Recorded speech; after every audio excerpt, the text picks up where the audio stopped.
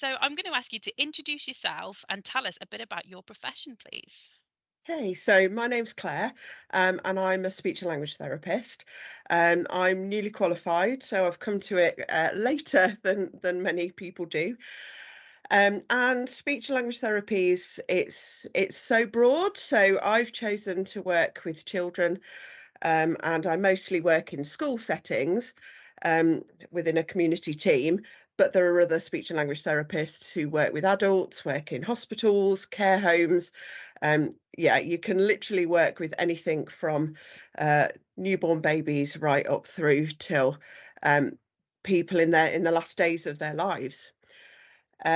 So I'm going to talk kind of mainly about like my version of my job, although as I say, it is really varied. And even within like my normal day, each day is going to be really quite different.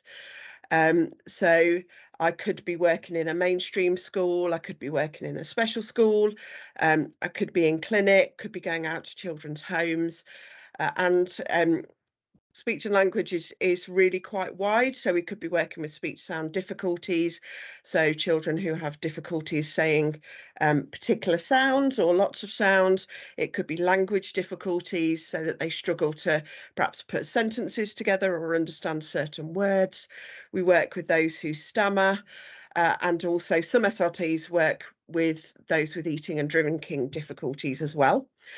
The children that I work with could have autism, Down syndrome, cerebral palsy, various other issues, or they could have no particular issue and actually their speech or their language is their kind of main difficulty. Um, each day for me is different and I'm in different schools each day. But a normal, I'll give you my Monday just as an example. So I arrive in my first school in the morning, do the basic admin things like checking my email, get everything that I need out for my sessions. And then usually my morning is reviewing previous targets. So I'll probably see two children.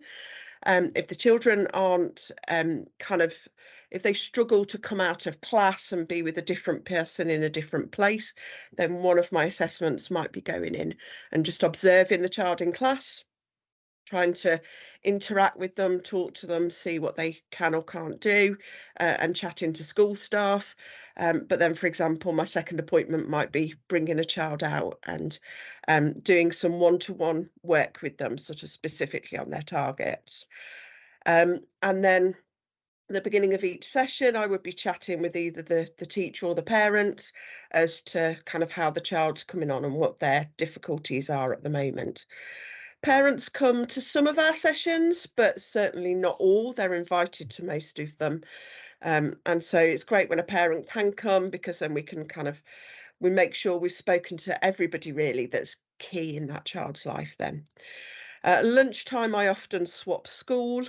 And so I'll drive on to my next school. And so often in the afternoon, I have therapy. So I work with three children on their targets over a number of weeks. So usually I'd see children for 5 to 6 week blocks of therapy, and work on whatever their targets were. So, for example, if a child had difficulty saying the sound k, a lot of children, it goes to a t. So when they're saying car or trying to say car, they say tar. Or if they're trying to say cat, they say tat. So we work on that sound and practice it and kind of work it up into word and sentence level and then kind of generalize it for them. A lot of the children I work with are in primary school. So, we make it fun, whether it be a review or therapy, but especially therapy when we're seeing them for sort of 5 or 6 weeks at a time. Make it fun, play a lot of games. I play Pop Up Pirate a lot. You can pretty much guarantee I'm going to play Pop Up Pirate at least once a day. And then at the end of the day, there's kind of an hour, hour and a half after school finishes to write up notes, write reports, um, follow up with parents if they haven't been able to attend sessions, kind of anything like that. Um, and then I guess like in the average week, there could also be discussions with people around safeguarding, um, discussions about children that teachers perhaps have got a concern with but haven't been sort of handed over to us yet. And in particular, my special school days, we do a lot of kind of alternative communication. So there'll be kind of symbols and pictures and photos that we'll be using to support the adults around the child to communicate with them. So how did I get into my profession? So this is second or third profession, depending on how you count it. I was actually a teacher up until about 6 or 7 years ago, and I wanted to change profession. But at that point, I didn't want to go back to university and do a complete retrain. So a friend suggested being a speech and language therapy assistant, um, because I'd worked with children anyway, and there wouldn't be any extra training to do for that role. Um, and so I did. So I worked for 3 years for Coventry and Warwickshire Partnership Trust, as a therapy assistant, and doing therapy all day, every day. And it was great fun. Um, but I kind of felt like I wanted to be able to do more. I wanted to be able to do the assessment. I wanted to get into the eating and drinking difficulties and all of that. So I then applied to university. Because I'd already got a degree, I was able to go in and do the master's version of the degree, which meant I could qualify in 2 years instead of three. But most speech therapists will have done a 3 year degree. Um, it's one of those professions that people do come to at any time. So you find at university, even on the undergraduate courses, there's a whole range of people, from people who've just finished their A levels to people who've come to it later on. So I actually completed my degree last year, and I'm now back working for Coventry and Warwickshire Partnership Trust as a therapist. And would I recommend it? 100%.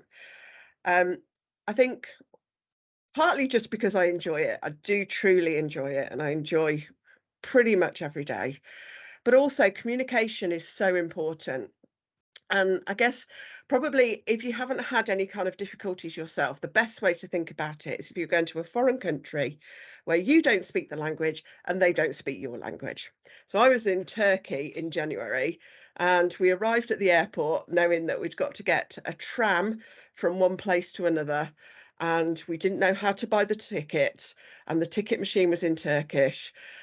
So that was difficult for a start. And then when we got off the tram at the far end, we didn't have any internet. So I basically knew that the hotel was near the sea, and we just kind of had to walk in roughly the right direction.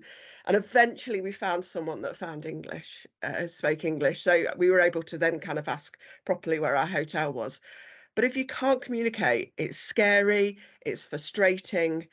Um, if people don't understand you, then even if you can communicate, but they don't understand you because your speech is poor, um, then it's really difficult to kind of have relationships with people and to just navigate daily life. So being able to kind of make that difference for people, to allow people to communicate that otherwise couldn't, is massive. It makes a huge difference to people. And I also love it because it's just so varied that I can be in different kinds of schools. Mostly, as I say, I work with primary, but I could be working with preschool children or right up to age 18. And in the profession generally, if children isn't what you want to do, you can be working with adults in all kinds of different settings as well. So it's a lot of fun. It's an opportunity to really get to know people and to really make a difference in their lives. That's amazing. Thank you so much, Claire, for joining us today.